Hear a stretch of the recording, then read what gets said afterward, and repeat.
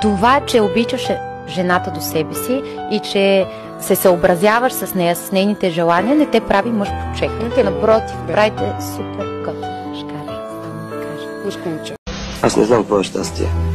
Аз знам така. Ако човек иска нещо да се повтори пак, значи му е било хубаво. Бил щастлив сигурно. Смирение. Някои хора бъркат смирение с примирение. Няма нищо общо. Смирението това е винаги да знаеш, че има нещо по-важно от теб. Винаги да уважаваш нещо, което е по-голямо от теб, нещо, което е по-значимо от теб самия. И когато има смирение, има уважение, има толерантност, има вървеж напред и нагоре. И най-важното, има доброта. Смиреният човек не може да бъде лош човек.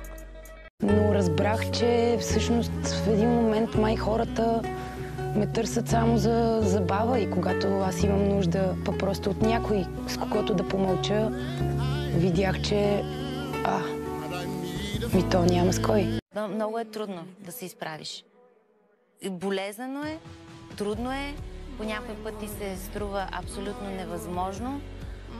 По някой път си казваш, че въобще няма и смисъл и не искаш. И е много лесно човек да изпадне в самосъжаление. Обаче трябва да се изправи човек и трябва да продължи напред. Смисъл има. Аз казах неведнъж. Смисъл е различен. За един е нова любов, за друг е дете, за трети е работа. Това е живот.